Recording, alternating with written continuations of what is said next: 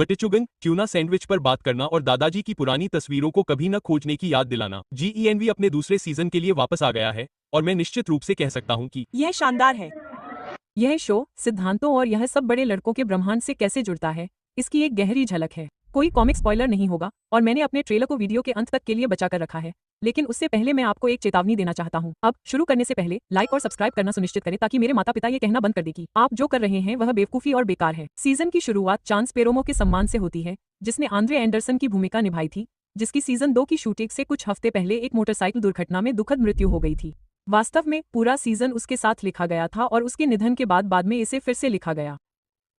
1967 में Ariana Grande के boyfriend Thomas गडुल्कन और फ्रेडरिक विये ने गडुल्कन यूनिवर्सिटी की स्थापना की थी।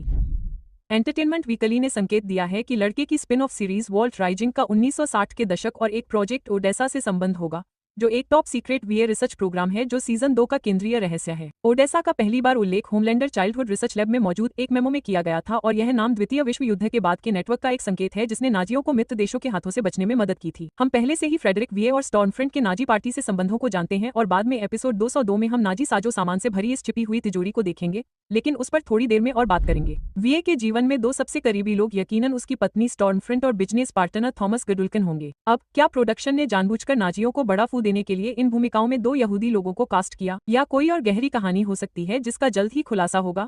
आप देखेंगे कि थॉमस गडुल्कन उस गुप्त मीटिंग का हिस्सा भी नहीं है जहां 5 अन्य वैज्ञानिक खुद को कंपाउंड वी का इंजेक्शन लगाते हैं। वह संभवतः इस प्रोजेक्ट का मुख्य वैज्ञानिक होता। वह वहां क्यों नहीं था?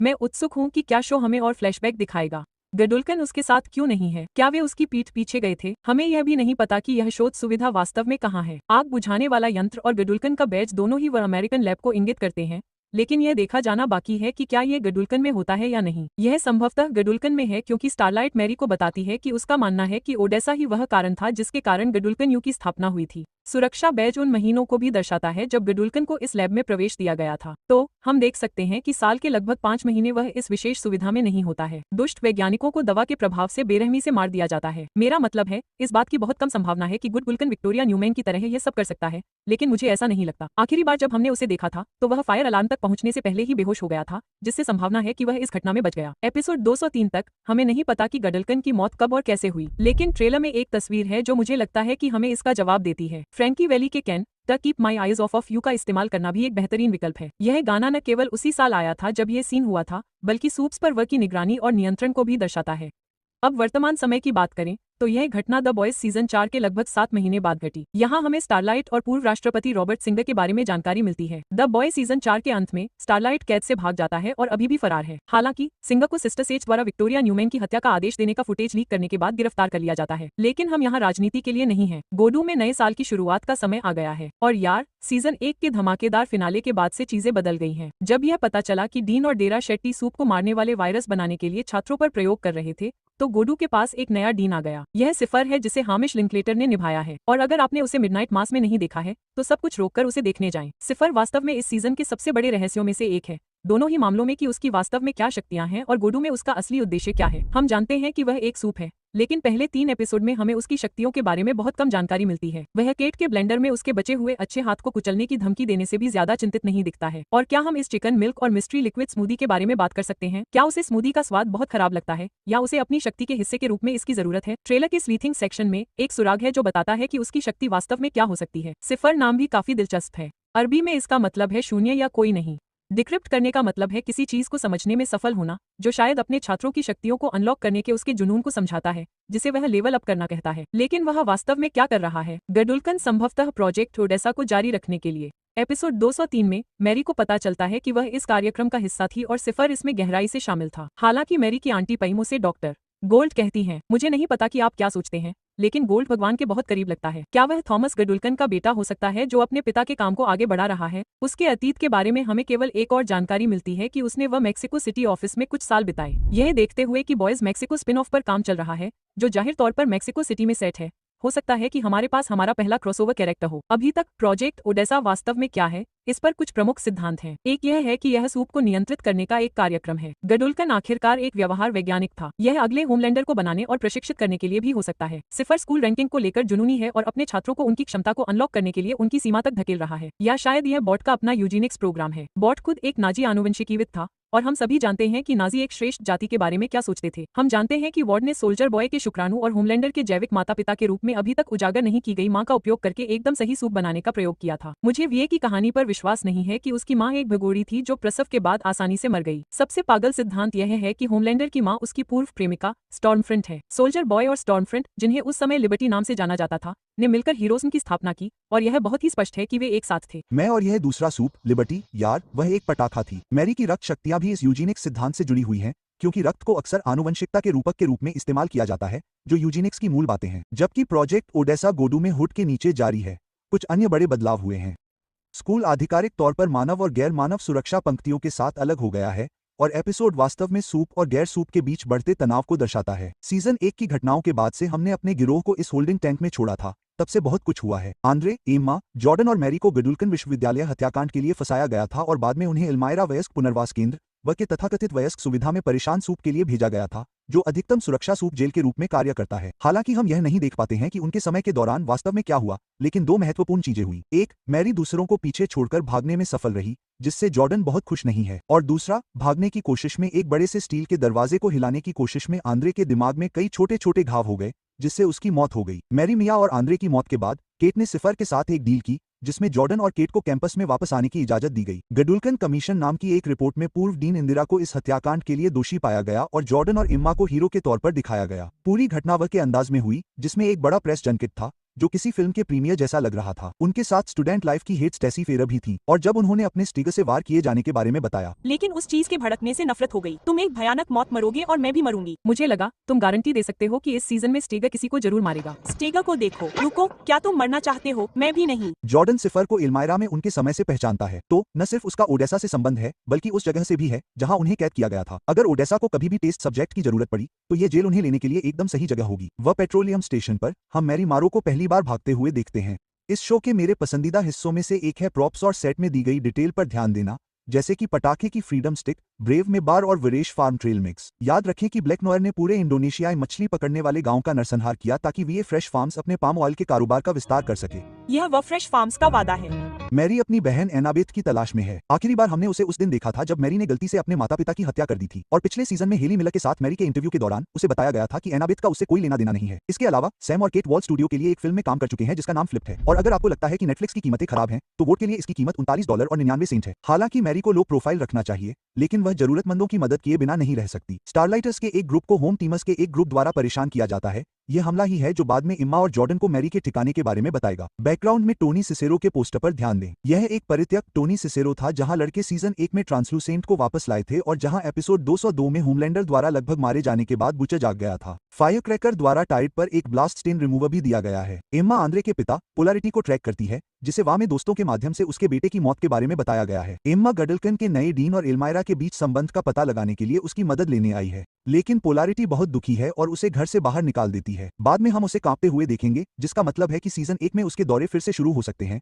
खासकर अगर वह अपनी शक्तियों का उपयोग करना शुरू कर देता है। बोनस पॉइंट, अगर आपने बैकग्राउंड में लाजोना 51 या एरिया 51 पोलैरिटी मूवी पोस्टर देखा हो। मैरी के बाद डोगनॉट आता है, जो वह का एक इनामी शिकारी है जिसे लड़कों के बीच सेवन का सदस्य माना जाता था। उसे लगा कि उसने एक कुत्ता खा लिया है, लेकिन उसने एक कुत्ता खा लिया। यह बहुत बड़ा अंतर है। उसकी कुत्ते को सूंघने की शक्ति उसे एक सुपर पावर वाले कुत्ते, इनामी शिकारी जैसा बनाती है। गडलकन में वापस गामा एप्सिलॉन डेल्टा, या संक्षेप में जेड में भीड़ का सप्ताह है, एक बिरादरी जो कभी गहरे समुद्र में संचालित होती थी। यहाँ हम बटरचुगर से मिलते हैं जिसका नाम ब्लैक होल है। जस्टिन, जिसने सीजन 1 में इम्मा के खाने के विकार का खुलासा किया था, ने उसे अपने पॉडकास्ट जस्टिन पर आने के लिए कहा, और मामले को बदतर बनाने के लिए वह अब सैम को डेट कर रही है, जो इम्मा का पूर्व प्रेमी था जब तक कि सैम ने स्कूल में नरसंहार करने का फैसला नहीं किया। सैम एक युद्धविराम चाहता है, लेकिन इम्मा इसे स्वीकार नहीं कर रही है, खासकर तब से जब उसकी कैद के कारण आंद्रे की मौत हो गई, जिसके बारे में सैम को कुछ भी पता नहीं है। इस खुलासे से सैम टूट जाएगा और केट से अपनी भावनाओं को दबाने के लिए कहेगा। अपनी भावनाओं से निपटने का कोई बेहतर तरीका होना चाहिए। मोटल में वापस मैरी पर डोगनॉट ने हमला किया, लेकिन स्टारलाइट ने उसे बचा लिया, जो मैरी की तरह ही भाग रहा था। उसने एक सूत्र का जिक्र किया जिसने कहा कि प्रोजेक्ट ओडेसा फिर से शुरू हो रहा है और उन्हें यह पता लगाने के लिए मैरी की मदद की जरूरत है कि यह वास्तव में क्या है। स्टारलाइट कहता है कि हमें इसे रोकने की जरूरत है, लेकिन यह कभी नहीं बताता कि हम कौन हैं। क्या यह व्याकरणिक रूप से सही है? द बॉयज सीजन 4 के अंत में लड़के पहले से कहीं ज्यादा टूट चुके हैं। किमो, फ्रेंची, ह्यूई और एमएम सभी पकड़े गए हैं। बुचा अपनी मर्जी से काम कर रहा है और स्टारलाइट भाग रहा है। 7 महीने बीत जाने के बाद भी हम नहीं जानते कि स्टारलाइट किसी को छुड़ाने में कामयाब हुआ है या नहीं। मैरी मदद करने से इनकार कर देती है, लेकिन बाद में जब उसे आंद्रे की मौत के बारे में पता चलता है तो वह अपना मन बदल लेती है। केट, मैरी की एम्मा और जॉर्डन जॉर्डन से मुलाकात के बारे में जानती है और जब उसे पता चलता है कि मैरी स्टारलाइट के संपर्क में थी तो वह उसकी भलाई के लिए उसकी याददाश्त मिटाने की कोशिश करती है, लेकिन जॉर्डन ने उस पर हमला कर दिया जिससे उसके दिमाग को गंभीर चोट लगी। इस चोट की वजह से उसकी सारी ताकत चली गई। यह कितना बड़ा नुकसान है यह अभी तक पता नहीं चल पाया है। क्या वह हमेशा के लिए अपनी ताकत खो चुकी है या फिर उसे वापस मिल जाएगी? और दांव बहुत ऊंचे हैं, जैसा कि सिफर साफ तौर पर कहता है। इस दुनिया में आपकी कीमत आपकी ताकत के साथ ही आती और जाती है और उनके बिना आप कुछ भी नहीं है।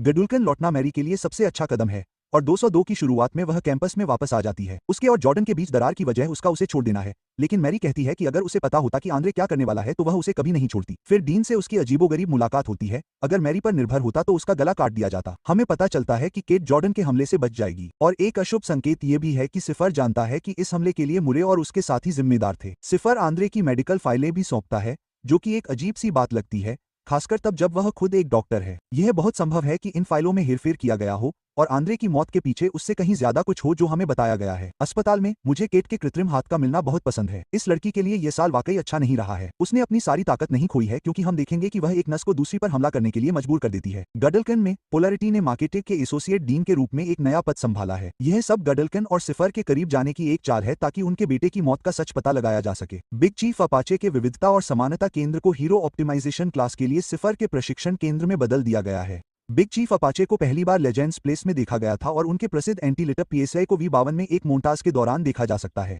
यह सब 1970 के कीप अमेरिका ब्यूटीफुल विज्ञापन का एक स्पूफ है जिसमें बाद में पता चला कि मूल अमेरिकी का किरदार निभाने वाला एक्टर असल में इटालियन था। नहीं, शायद यही वजह है कि बाद में बिग चीफ अपाचे की कॉस्ट्यूम गडलकन के गुप्त आर्काइव में मिली और बॉयज यूनिवर्स में उसे एक वाइट सुपरमेसिस्ट ने निभाया था। इस क्लास के लिए सिपहस ने गडलकन के सबसे बेहतरीन सूप चुने और दुर्भाग्य से एम्मा को जगह नहीं मिली। चिंता मत करो लड़की, तुम अब भी मेरे दिल में नंबर 1 हो।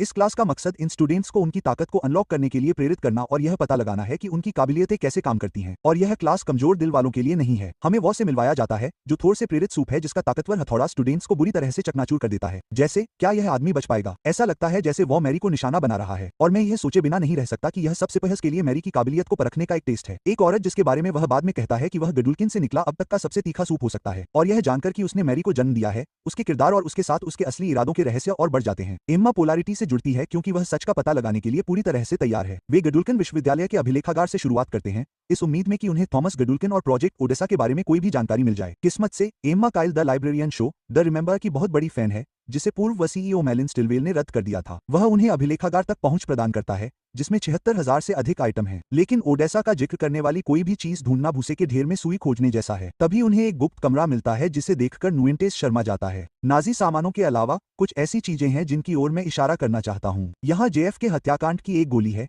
जिससे यह संकेत मिलता है कि वह या गदुल्कन का उसकी हत्या से कुछ लेना देना था। वह की खुद की एक तस्वीर और थॉमस गदुल्कन की फाइलिंग कैबिनेट। लेकिन सुपरहीरो स्टाइल ट्रंक और बेल्ट पहने 4 कबीले के सदस्यों की इस अजीब तस्वीर के बारे में क्या? यह बताता है कि यह सुपरहीरो आंदोलन एक ऐसा आंदोलन है जिसकी जड़ें सफेद वर्चस्व में हैं। एम्मा को प्रोजेक्ट ओडेसा पर एक फाइल मिलती है। इसमें 25 मृत बच्चों के जन्म प्रमाण पत्र हैं। मैरी मारो को छोड़कर सभी मर चुके हैं। एम्मा का मानना है कि वह प्रोजेक्ट ओडेसा है। इससे भी अजीब तथ्य यह है कि इन सभी की मौत कैसे हुई इसकी कोई जानकारी नहीं है। वास्तव में यह सब इस बात को उलझाता है कि वास्तव में ओडेसा क्या है। क्या यह मैरी है? क्या यह एक हथियार है? या यह दोनों हो सकता है? कैंपस के बाहर छात्र केट के हमलावर की मौत का जश्न मना रहे हैं। बॉट ने 2011 के एपिसोड में बचाई गई युवा स्टारलाइटर मैरी को एक मानसिक रूप से बीमार ठग के रूप में फंसाया है जिसने डोगनॉट को मारने के लिए अपनी बंदूक का इस्तेमाल किया था। यह सब इस बात पर एक टिप्पणी है कि कैसे मीडिया का इस्तेमाल लोगों को भड़काने के लिए किया जाता है। हम देखेंगे कि टेस गैलोवे जैसे मानव कर्मचारियों को सूप के छात्रों से बढ़ती दुश्मनी का सामना करना पड़ता है, खासकर तब जब एक रहस्यमय सूप जिटरबीन कॉकबोर्ड पर स्टारलाइटर रेसिस्ट पोस्टर लगाता रहता है। मैरी को उसकी फाइल में उसके माता पिता और आंटी पम की एक तस्वीर मिलती है। शायद यह आंटी इस बात पर कुछ रोशनी डाल सकती है कि आखिर हो क्या रहा है। मुझे यह थोड़ा अजीब लगा कि मैरी ने स्पष्ट किया कि यह उसकी सगी आंटी नहीं है। ऐसा लगता है कि इस जानकारी को शामिल करने के पीछे कोई ना कोई वजह जरूर होगी, जैसे कि यह उसका खून का रिश्तेदार क्यों ना हो। मुझे पोलैरिटी अभिनीत यह विपरीत आकर्षण वाली फिल्म का पोस्टर भी बहुत पसंद है। उसकी चुंबकत्व की शक्ति पर एक चुटकुला। केट गडलकन लौटती है और सिफर से मिलती है। उसके घर में एक अजीब सी तिजोरी है। अगर आप मेरे ट्रेलर साउथिंग सेक्शन को देखते हैं तो मुझे लगता है कि मुझे पता है कि इसके पीछे क्या है। थॉमस गडलकन दिवस की तैयारियां चल रही हैं, तभी जॉर्डन को बताया जाता है कि उन्हें नंबर 1 का दर्जा दिया गया है जिसमें एक नई कार, VPAD, VS5 और ब्लैक नोयर लैपटॉप जैसे कई तरह के फायदे शामिल हैं। यह सब जॉर्डन को प्रशासन के कहने पर काम करने के लिए मनाने की कोशिश है। इस बीच एम्मा अपनी जांच में जुट जाती है। यह पता लगाने की कोशिश करती है कि ये प्रतिरोध पोस्टर और भित्तिचित्र किसने पोस्ट किए हैं। जब वह देखती है कि साथी छात्र हापर के हाथों पर पीला स्प्रे पेंट है तो उसे पता चलता है कि वह दोषी है। हापर के बारे में हम बस इतना जानते हैं कि उसकी एक पूंछ है। क्या तुम नकलची हो? मुझे लगा कि तुम्हारी ताकत पूंछ है। लेकिन पता चला कि वह एक नकलची है और किसी दूसरे व्यक्ति की ताकत को 60 सेकंड के लिए कॉपी कर सकती है। बस उसे उन्हें छूना है। इससे आगे बढ़ने की बहुत संभावनाएं खुलती हैं। हापर एली नाम के एक अन्य छात्र के साथ मिलकर हॉलैंडर और फांसीवाद विरोधी प्रचार कर रहा है। एम्मा अपने खेल को और बेहतर बनाना चाहती है। वह छोटी मोटी तोड़फोड़ की बजाय तोड़फोड़ करना चाहती है। मैं यह भी जानना चाहता हूँ कि एली की शक्ति क्या है। मेरा अनुमान है कि इसका बिल्लियों से कुछ लेना देना है। उसके सोफे पर बिल्लियों के खिलौने हैं। उसके पास बिल्ली जैसा आईलाइनर है। उसकी रूममेट के पास भी एक पूंछ है और उसका नाम एली है, बिल्कुल एक बिल्ली की तरह। लेकिन हे, शायद यह सब बकवास है क्योंकि मैं एक पागल इंसान हूँ। केट की शक्तियाँ सैम की भावनाओं को दबा नहीं पाती हैं। वह पूरी तरह से टूट जाता है। शुक्र है जॉर्डन उसे कुछ समझ देने के लिए वहाँ है और दोनों एवेन्यू वी के साथ जुड़ जाते हैं। वे दोनों अपने आसपास की मौत को भूलना चाहते हैं और यह बातचीत आखिरकार जॉर्डन को मैरी से अपने प्यार का इजहार करने के लिए प्रेरित करती है, यह जानते हुए कि किसी भी पल आपकी जान ले ली जा सकती है। मैरी की आंटी पईम से मुलाकात थोड़ी ठंडी और अलग होती है। मैरी को पता चलता है कि उसका गर्भाधान गडुल्कन के एक फर्टिलिटी क्लिनिक में हुआ था, जिसकी देखरेख सिफर उर्फ डॉक्टर गोल्ड करते थे। मैरी का आईवीएफ से गर्भाधान हुआ है, जो वेट के हस्तक्षेप का संकेत देता है। अजीब बात है कि मैरी की छोटी बहन एनामिथ को आईवीएफ या फर्टिलिटी क्लिनिक की जरूरत नहीं पड़ी, जिससे संकेत मिलता है कि एंथ के पास अपनी बहन जैसी शक्तियां नहीं हैं। यह भी संभव है कि वे जैविक भाई बहन न हों। बाथरूम जाते समय मैरी एनाबेथ के कमरे का पता लगाती है। पईम उसे यह बताने से डरती है कि एनाबेथ यहाँ रहती है, क्योंकि वे दोनों मैरी से डरते हैं क्योंकि उसने अपने माता पिता के साथ जो किया है। लेकिन मैरी का गुस्सा होना सही है। उसने कभी नहीं कहा कि उस पर प्रयोग किया जाए और उसके माता पिता की मौत उसकी गलती नहीं थी, इसलिए वह अपनी आंटी को छोड़ देती है। मूल रूप से उसे एनाबेथ से संपर्क करने के लिए कहती है। गडुल्कन दिवस समारोह में नंबर 1 रैंक वाला छात्र जॉर्डन अपनी विश्वसनीय स्क्रिप्ट से हटकर दुनिया को बताता है कि आंद्रे की मौत में वीए का हाथ है और केट के हमले को छुपाता है, यहाँ तक कि केट पर हमला करने वाले के रूप में स्वीकार करता है। भाषण में शराब और गद्दार होने का आरोप लगाया जाता है, लेकिन इसका नतीजा क्या होगा? यह तो तय है कि जॉर्डन अब नंबर 1 नहीं रहेगा, लेकिन उन्हें क्या सजा मिलेगी? क्या उन्हें वापस इल्मायरा भेज दिया जाएगा या फिर सिफर इस सब को छिपाने का कोई रास्ता खोज लेगा और जॉर्डन को बस एक थप्पड़ पड़ेगा? यह जानने के लिए कि आगे क्या होने वाला है, मेरे साथ ट्रेलर में शामिल हों, जहां हम इस सीजन के ट्रेलर देखेंगे कि कहानी कहां जा रही है। बाद में हम मैरी को सिफर के साथ 1-on-1 क्लास में देखेंगे, जिससे यह पता चलता है कि मैरी में उसकी गहरी दिलचस्पी है। उसकी ट्रेनिंग में एक बकरी भी शामिल है, जिसे वह बकरी के खून में हेरफेर करके हवा में उड़ा देगी। यहाँ तक कि एक संकेत यह भी है कि वह होमलैंडर से भी ज्यादा ताकतवर हो सकती है। ट्रेलर में यह बकरी फट जाएगी, लेकिन मैरी के हैरान चेहरे को देखिए।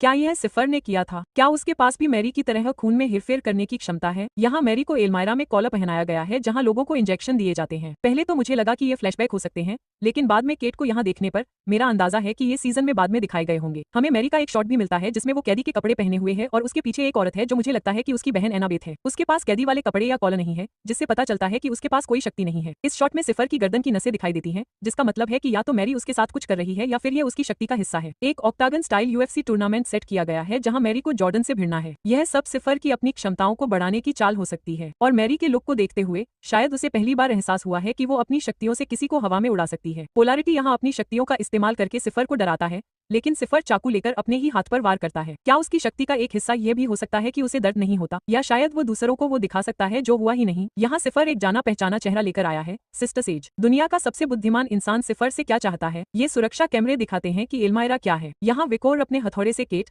जॉर्डन, मैरी और मैरी की बहन को एक बंद पड़े डेकिया में मार रहा है। शायद ये फर्टिलिटी क्लिनिक हो। यहाँ मैरी पोलैरिटी का हाथ पकड़े हुए है।